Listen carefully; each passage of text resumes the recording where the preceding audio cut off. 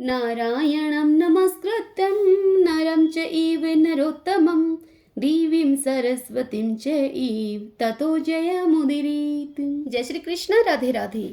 भक्तजनों, कार्तिक मास महात्म्य पद्म पुराण से वर्णित दूसरा अध्याय सुनेंगे। आज के इस अध्याय में हम कार्तिक की श्रेष्ठता के प्रसंग में शंखासुर के वध, वेदों के उद्धार तथा तीर्थराज के उत्कर्ष की कथा को सुनेंगे। तो आइए कथा का श्रवण करते हैं। सत्यभामा ने पूछा कि हे देव देवेश्वर, तिथियों में एकादशी और महीनों में कार्तिक मास आपको विशेष प्रिय क्यों है? इसका कारण आप बताइए। तब भगवान श्री कृष्ण उनसे बोले कि हे सत्यभामा, तुमने बहुत अच्छी बात पूछी है। एकाग्रचित होकर इसका उत्तर सुनो। हे प्रिय, पूर्व काल में राजा पृथु ने भी देवऋषि नारद जी से ऐसा ही एक प्रश्न किया था। उस समय सर्वज्ञ मुनि ने उन्हें कार्तिक मास की श्रेष्ठता का कारण बताया था। नारद जी बोले, पूर्व काल में शंख नामक एक असुर था जो त्रिलोकी का नाश करने में समर्थ तथा महान बल एवं पराक्रम से युक्त था। वह समुद्र का पुत्र था। उस महान असुर ने समस्त देवताओं को परास्त करके स्वर्ग से बाहर कर दिया और इंद्र आदि लोकपालों के सभी के अधिकार छीन लिए। देवता मेरुगिरी के दुर्गम कंदराओं में छिपकर अब रहने लगे, शत्रु के अधीन नहीं हुए। तब दैत्य ने सोचा कि देवता वेद मंत्रों के बल से प्रबल प्रतीत होते हैं। यह बात मेरी समझ में आ गई है, अतः मैं वेदों का ही अपहरण कर लूंगा। अब इससे समस्त देवता निर्बल हो जाएंगे। ऐसा निश्चय करके वह राक्षस वेदों को हर कर ले गया। इधर ब्रह्मा जी पूजा की सामग्री लेकर देवताओं के साथ बैकुंठ लोक में जाकर भगवान विष्णु की शरण में गए। उन्होंने भगवान को जगाने के लिए गीत गाए और बाजे बजाए। तब भगवान विष्णु उनकी भक्ति से संतुष्ट होकर जाग उठे। देवताओं ने उनका दर्शन किया। वे सहस्त्रों सूर्यों के समान कांतिमान दिखाई देते थे। उस समय षोडशों उपचार से भगवान की पूजा करके देवता उनके चरणों में पड़ गए। तब भगवान लक्ष्मीपति ने देवताओं से इस प्रकार कहा। श्री विष्णु भगवान देवताओं से बोले, हे देवताओं, तुम्हारे गीत वाद आदि मंगलमय कार्यों से मैं संतुष्ट होकर तुम्हें वर देने को उद्यत हूँ। तुम्हारी सभी मनोवांछित कामनाओं को पूर्ण करूंगा। अब हे देवताओं, कार्तिक के शुक्ल पक्ष में प्रबोधनी एकादशी के दिन जब एक पहर रात बाकी रहे, उस समय गीत वाद आदि मंगलमय विधानों के द्वारा जो लोग तुम्हारे ही समान मेरी आराधना करेंगे, वे मुझे प्रसन्न करने के कारण मेरे समीप आ जाएंगे। शंखासुर के द्वारा हरे गए संपूर्ण वेद जल में स्थित हैं। मैं सागर पुत्र शंख का वध करके उन्हें ले आऊंगा। आज से लेकर सदा ही प्रतिवर्ष कार्तिक मास में मंत्र, बीज और यज्ञों से युक्त वेद जल में विश्राम करेंगे। आज से मैं भी इस महीने में जल के भीतर निवास करूंगा।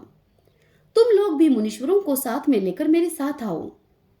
इस समय जो श्रेष्ठ द्विज प्रातः स्नान करते हैं, वे निश्चय ही संपूर्ण यज्ञों का अवभृत स्नान कर चुके हैं। जिन्होंने जीवन भर शास्त्रों उक्त विधि से कार्तिक के उत्तम व्रत का पालन किया हो, वे तुम लोगों के भी माननीय हो।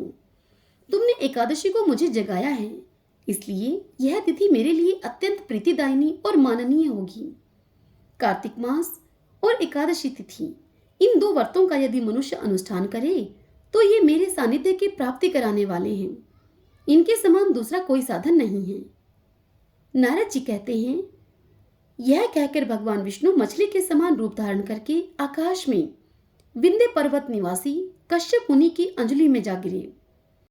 कश्यप मुनि ने करुणावश उस मत्स्य को अपने कमंडलू में रख लिया, किंतु वह उसमें अट न सका। तब उन्होंने उसे कुएं में ले जाकर डाल दिया। जब कुएं में भी वह न आ सका, तब मुनि ने उसे तालाब में पहुंचा दिया, किंतु वहां भी यही दशा हुई।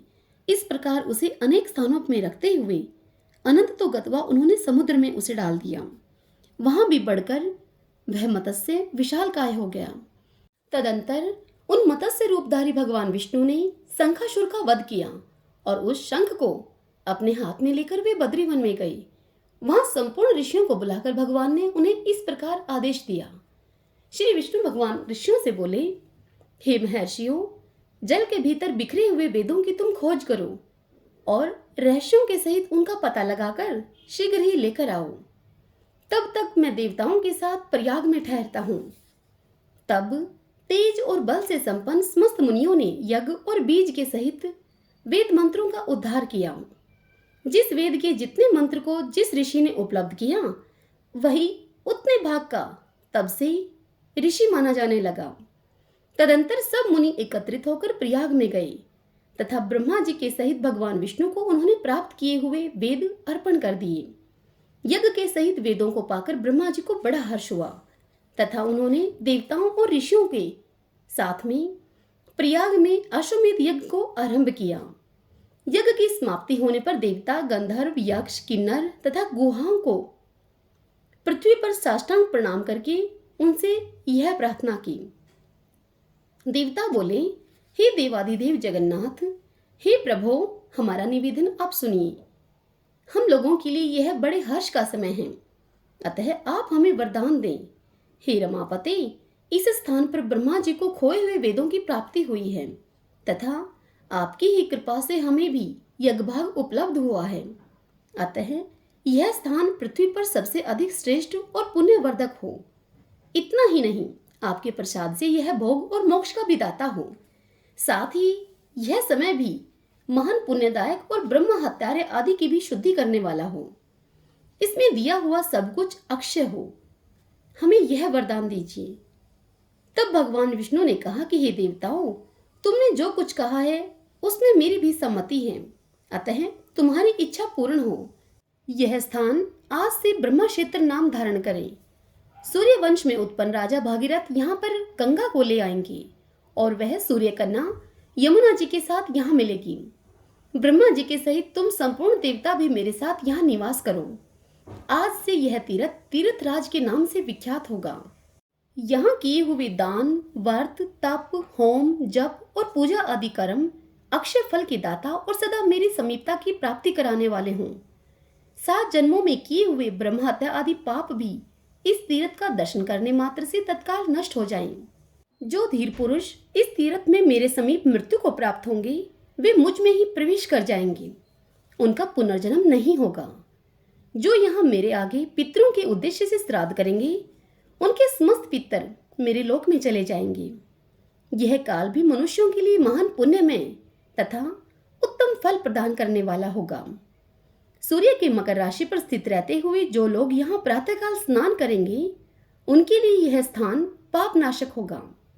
मकर राशि पर सूर्य के रहते समय माघ में प्रातःकाल स्नान करने वाले मनुष्यों के दर्शन करने मात्र से सारे पाप उसी प्रकार भाग जाते हैं जैसे कि सूर्योदय से अंधकार।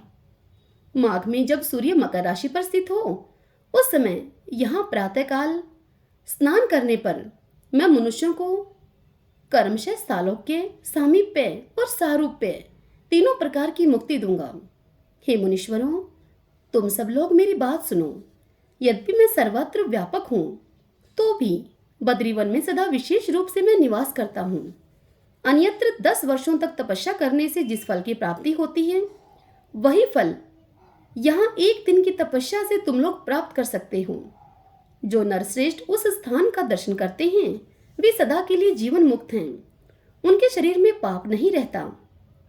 नारद जी कहते हैं, देवादिदेव भगवान विष्णु देवताओं से इस प्रकार कहकर ब्रह्मा जी के साथ वहीं पर अंतर्ध्यान हो गए तथा इंद्रादि संपूर्ण देवता भी अपने अंशों से वहां रहकर स्वरूप से अंतर्ध्यान हो गए। जो शुद्ध चित्त वाला श्रेष्ठ पुरुष इस कथा को सुनता या सुनाता है, वह तीर्थराज प्रयाग और बद्रीवन की यात्रा करने का फल प्राप्त करता है। हरि ओम तत्सत। गोविंदे गोविंदे हरे मुरारी, गोविंदे गोविंदे मुकुंद कृष्ण, गोविंदे गोविंदे रथांगे पाणी, गोविंदे दामोदर माधवेति। ओम नमो भगवते वासुदेवाय।